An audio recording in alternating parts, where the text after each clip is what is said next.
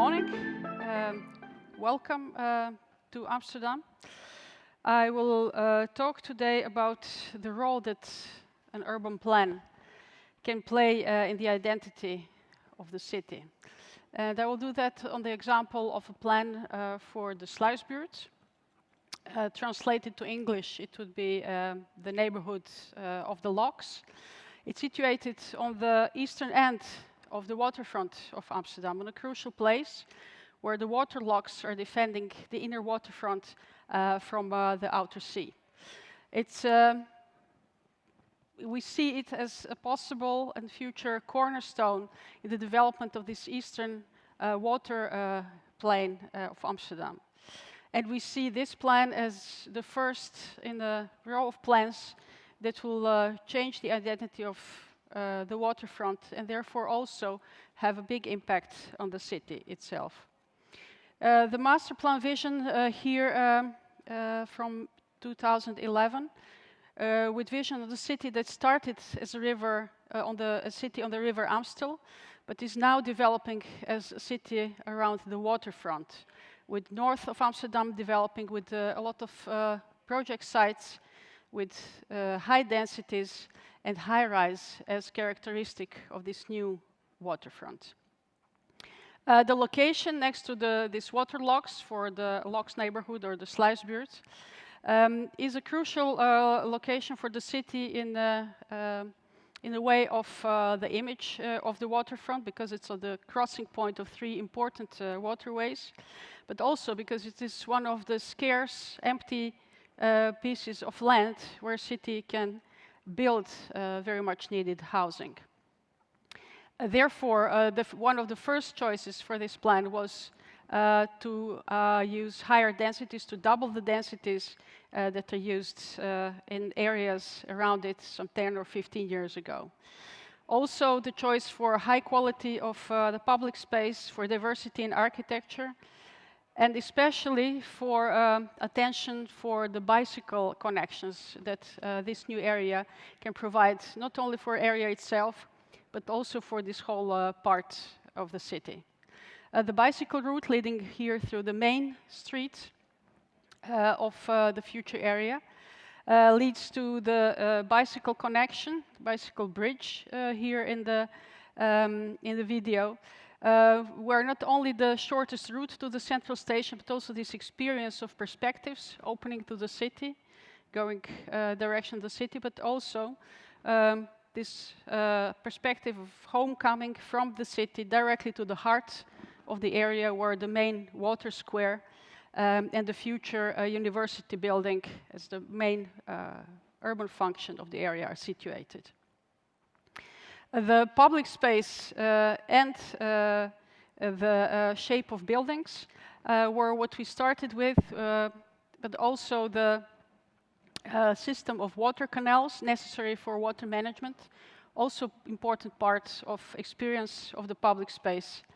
And the schools, playgrounds, the intimate spaces where the houses for families, but also other types of housing are planned. The high-rise in the plan is, on the one hand side, the consequence of its extraordinary position on the waterfront, of the wish to give this new layer to the waterfront and express the new urbanity that Amsterdam is going forward to now. But on the other hand, it's adding a housing typology that is not very present in Amsterdam, on a place where this quality of views is extraordinary for the city. I started with saying that the densities were the main trigger to develop this area in this way. And the urban plan for the Sluisbuurt is one of the significant new developments emerging in the current growth of Amsterdam. It is situated on a crucial site on the eastern end of waterfront. What is important and interesting is that this plan generated heavy debate about the future of Amsterdam in the public, political and professional circles. The question of identity of this area became a lens through which the relation between the past and the future of the waterfront and the city as a whole were re-examined. The debate about the plan was between the two views of the city, preservation of traditional forms on one hand and new developments on the waterfront. The plan for the Sluisbuurt proposes building faster, denser, and higher than the previous plans. The high-rise in the up to now flat city, new on the experience-based typology in the city marked by its historical center, was felt as attack on the identity by some, but also as a progressive step forward by others. The concept of identity, the theme of this festival, is very much present in contemporary public discussions, not only about the cities. In his new book, Francis Fukuyama describes it as a need to be recognized, to defend present cultural references. Manuel Castells also wrote about identity and defined it as a process of construction of meaning. The city is a dynamic organism whose nature is to continually change, but also a cultural reference and stronghold. The urban plan for the Sluisbuurt led to a year-long debate in media, city council and professional circles on the question of what kind of city Amsterdam will be in the future. The critique was mostly about the visibility of the high-rise buildings from the old city, waterfront and open green areas. Fears were that the new buildings will spoil the views and the horizon, and the doubts were about heights, but also future image and architecture of buildings. Partly because of this, the process of making the plan and guidelines for architecture also included several architecture offices that worked together with city planners. The plan was approved by City Council, but the debate and special attention for spatial quality will be present in the next phases of the plan. Amsterdam is a complex and multi-layered city. Complex because of being an amalgam of many different partial identities of places, areas, architecture, and users. Multi-layered as each period adds a new layer consistent with the needs of its time. Amsterdam is a biking city, a water city, a traditional city, and a modern city at the same time. Amsterdam is a city of urban fragments and parallel identities. On one hand side, the tradition, the 17th century canals, recognizable and recognized in the world. On the other hand, the dynamic of changing borders of water and land, of new housing and architectural topologies along the waterfront, of urban fragments connected with public space with the rest of the city, and of outspoken buildings on the waterfront of the past years. The contradiction between the tradition of the old city and the preservation of the past quality on the one hand, and the dynamic of the waterfront is very interesting in making urban plans for Amsterdam. The locks, the water locks next to the site of the lock neighborhood or Sluisbuurt were the crucial moment when the inner waterfront, here seen as a harbor waterfront from 19th century, was the big step forward in development of the city. The boats, the railway marked the new phase in the development of the city. The waterfront is one of the most layered parts of Amsterdam, the showcase of the dynamic relation between the city and the water that has always defined city's identity. Dynamic part where water made place for land, harbors for new housing areas, and new city functions. The urban plan for the Sluisbuurt, the place where the city meets the landscape, and the water of the River Ij flows into the inner sea, seeks a contemporary relation between the city and water and adds a new layer to the waterfront. The building of the Sluisbuurt will mark the new phase of the waterfront, this time as a central open space in the fast-growing metropolis.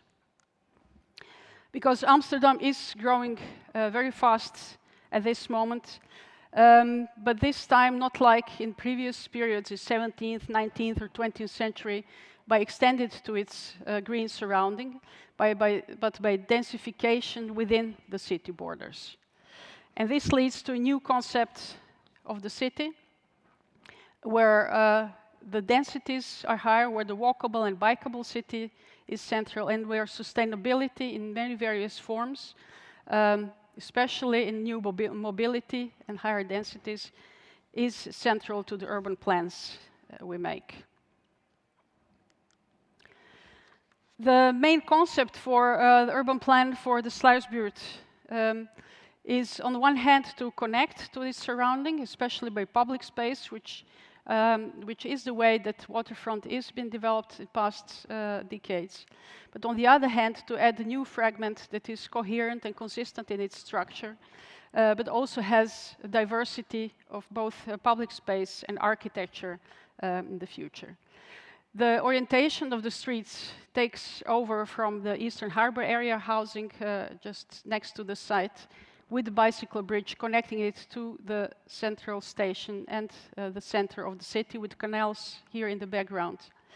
On the other hand, the new public space near the locks is a new city building site for a new cultural function and most urban and public space of the plan.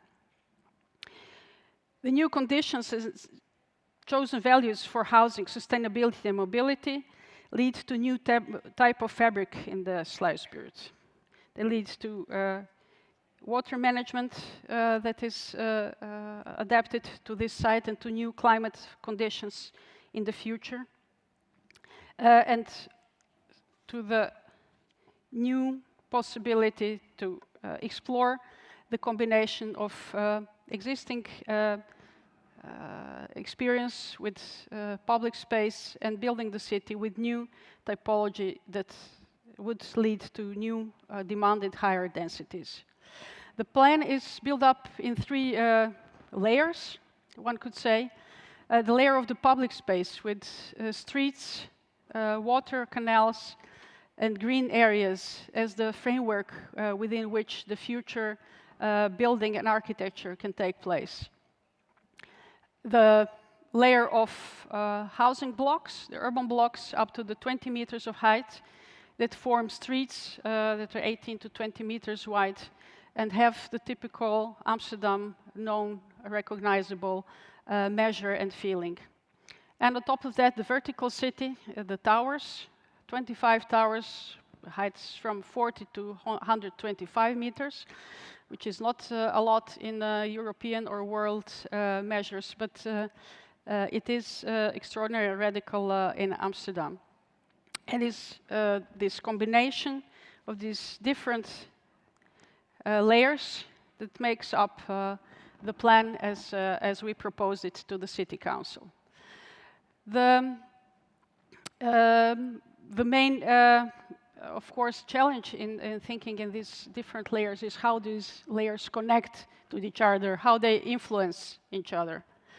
The green area around the neighborhood of Sluisbuurt are remains of the old dikes that were necessary when the locks were built. So we keep these green areas and we enhance them by making a new park on the crucial point, on the northern part of the area. The system of streets gives structure and coherence to the neighborhood.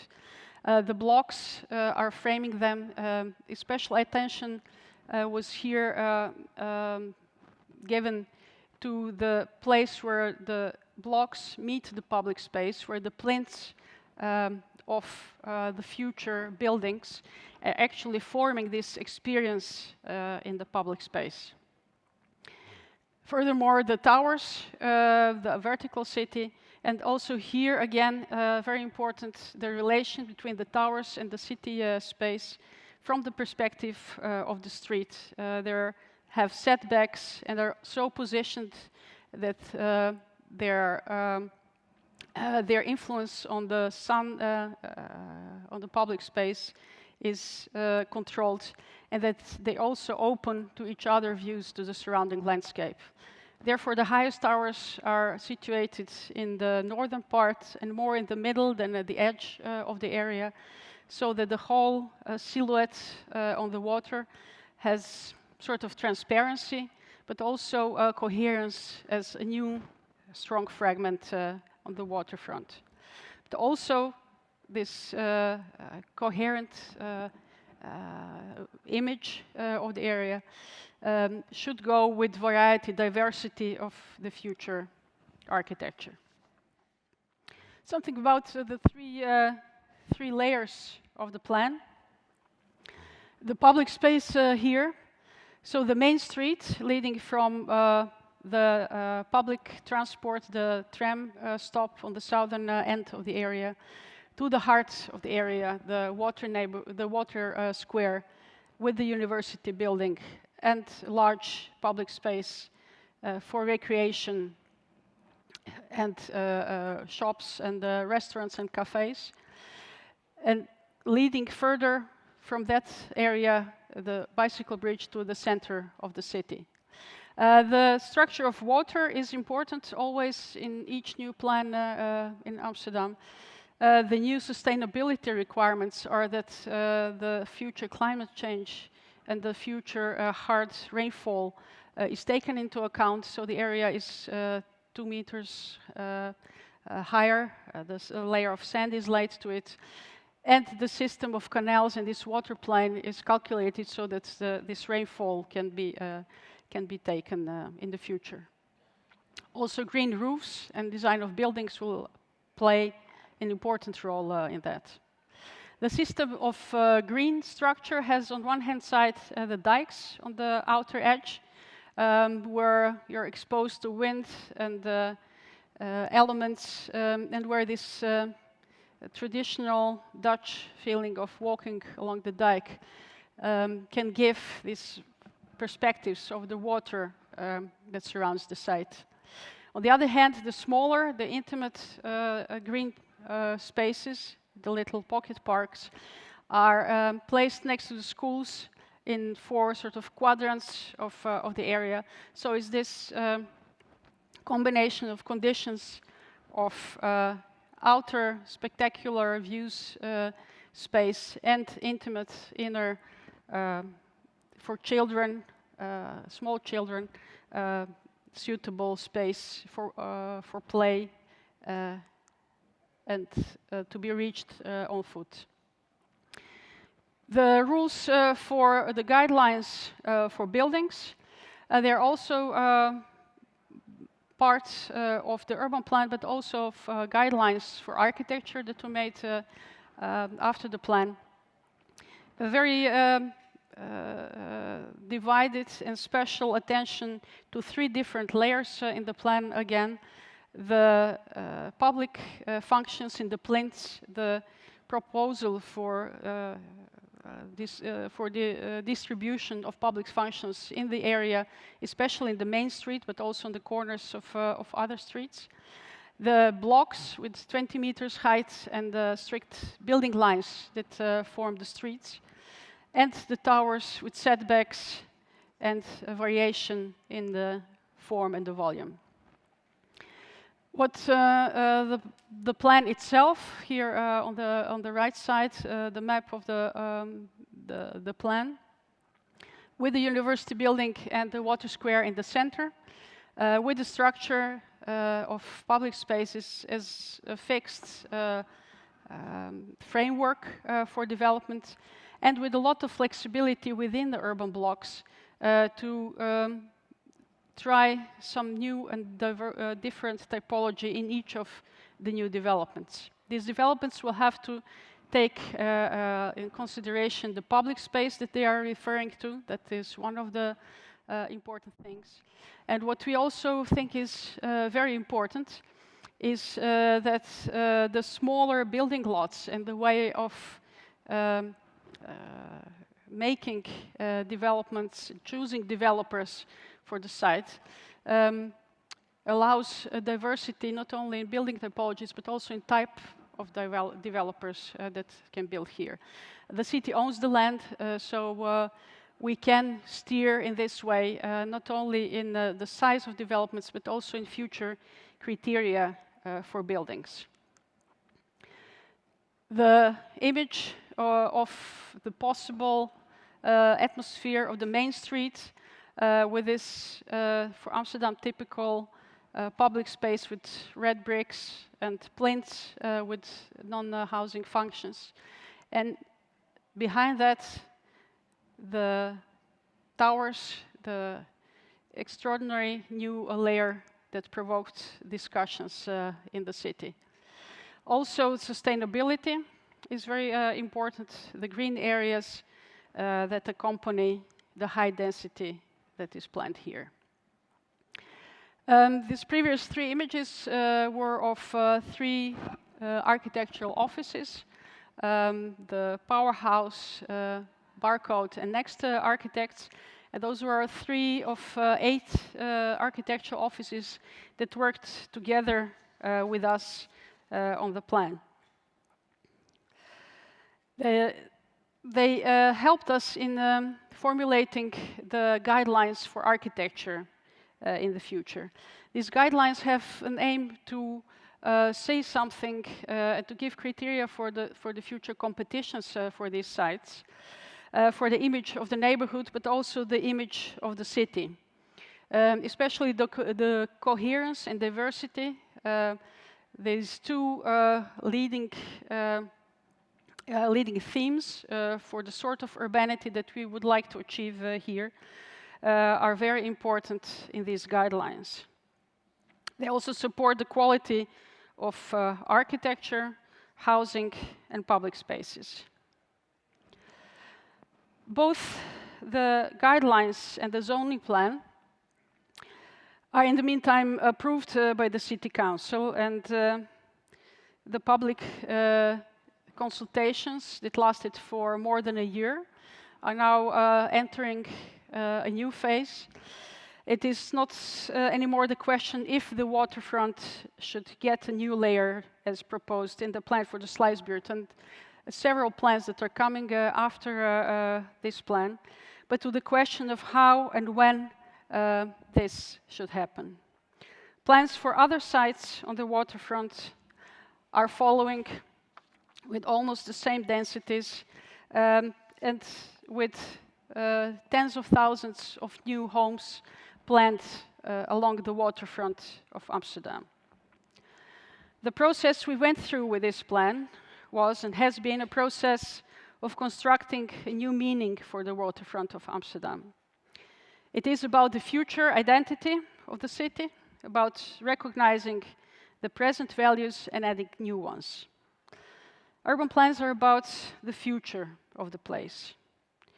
They are an interpretation of the underlying essence of the city that it wants to be, and the new layer in its identity. Urban plan begins with a place and ends with architecture. In the process, choices and decisions are being made, and that, in Amsterdam, often leads to fierce discussions. These public debates are probably also a very important part of the identity of the city. The role of an urban plan is to initiate the debate about the future of the city and to provide conditions and to open space for architects to give form to the city. Thank you.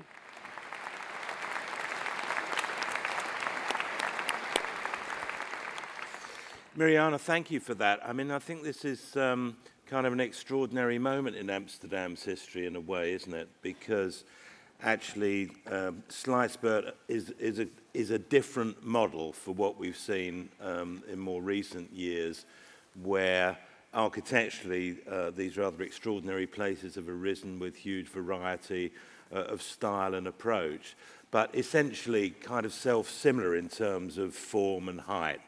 What's being proposed here is a radical departure. Where did this idea come from? Did it actually come from the requirement for density? Well, it's always, of course, a complex play of trying different answers in solving the problem posed. I think the density was very, very important. Another important thing was that with this density, also the quality of public spaces and green spaces was necessary, was also part of requirements. And above all, the walkable city, the bikeable city. So the structure of streets that would allow this urban fabric to be developed in the way that we get a new part of the city that is highly dense and with a lot of quality for housing and public spaces, and with a lot of green spaces that also fits with the location. And because the city owns the land, you are in the happy position of at least being able to determine, if you like, the framework within which developers and builders may operate. I think this is a really critical point because it's allowed you to produce a master planning exercise, which is a kind of textbook example of actually this is how you should do urban planning, where you start with the public ground and the public interest, and then you have private development and public development which fits into that, not the other way round. Is the proposal as it now is, has it been approved by the city yet, or is it still consultation? The urban plan itself was approved last year, and just yesterday the zoning plan, so the juridical basis for future building permits, has also been approved by the city council. So the plan has a green light to go. And of course this situation in which the city can decide with whom it will develop, how it will develop, and what will be the criteria for the competitions, because for each of these small building lots there will be a competition. What will be the criteria to choose? That is, I think, very important. And I think sustainability will be a very important one.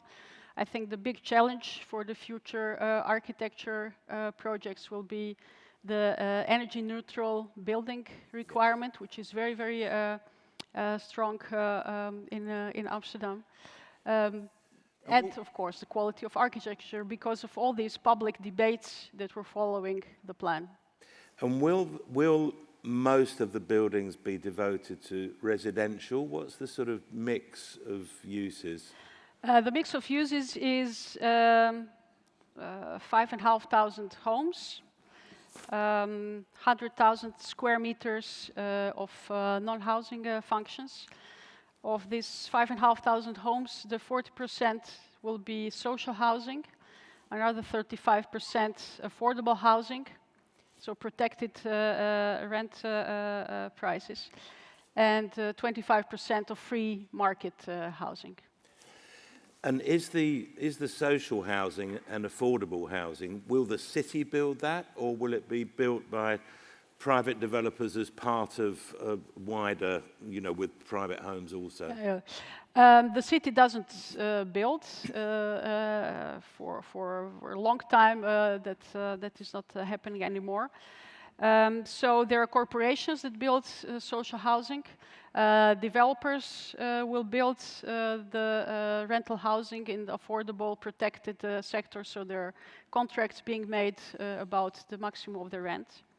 And we hope to have also some of what we call self-built projects, where people that will live there connect together and make some sort of small corporations and build for themselves, for their own needs. Can I ask, in terms of identity, will there be a colour palette for Sluisbuurt, or will you wait to see what people propose? That was exactly the question that we had for this process of working together with the architectural offices on the guidelines for architecture. What is there the thin line between too much diversity and too little diversity? With these sort of superstructures, of course, the big danger is that it becomes too massive and has that sort of modernist 60s feeling to it, which was also part of the discussion, one of the critiques that came.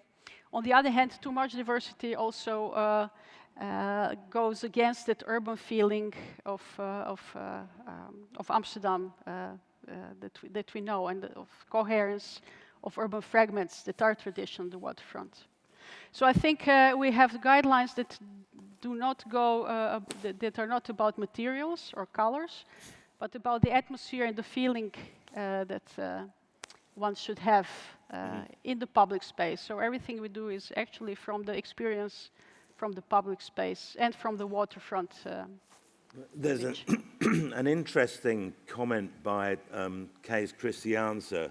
He gave a lecture in London a few years ago, and he pointed to one of the problems about developments deriving from master plans in Western cities, which was the potential conflict between what he called fast money projects and slow money projects. And he pointed out that in the bits of city that we often know and love best, that actually a lot of the activities there, they're kind of slow money activities, because little independent cafes don't have an investor requiring a rate of return, which means that they have to charge too much money and too much turnover. So instead of a nice relaxed place, you get a very kind of intense feeling.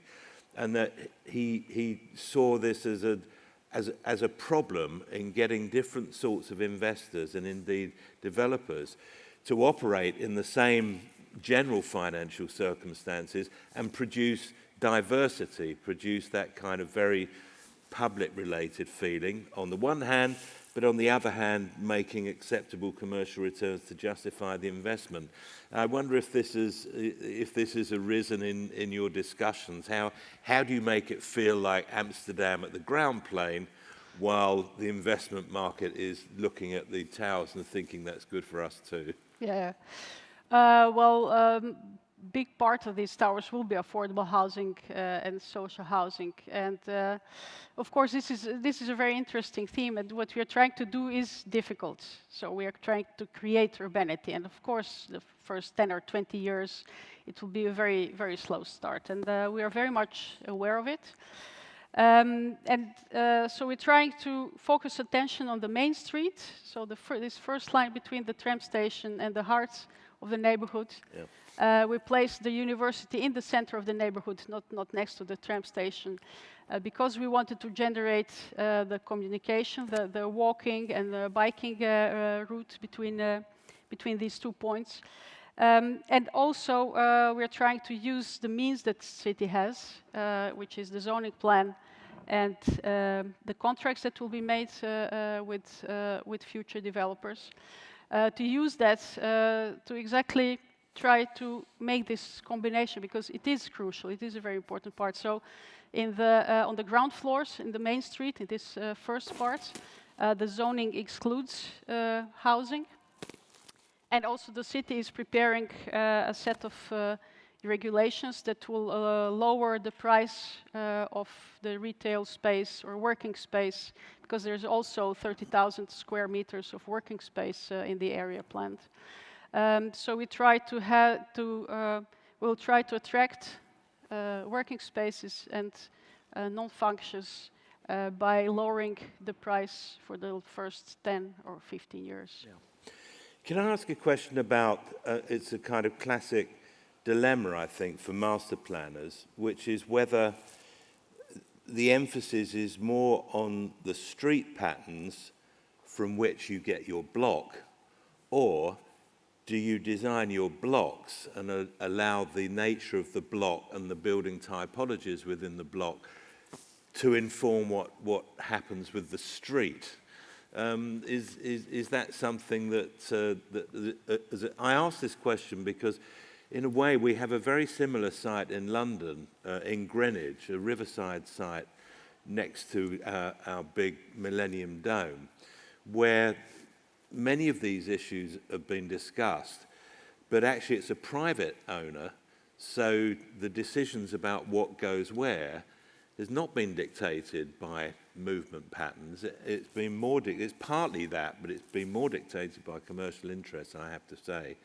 But what they've done is focus very much on what happens within the block and what happens with a kind of different building types. And I wonder, it sounds as though your frame is more to do with streets and public space and the nature of the block itself. But I guess that must have been a matter for discussion.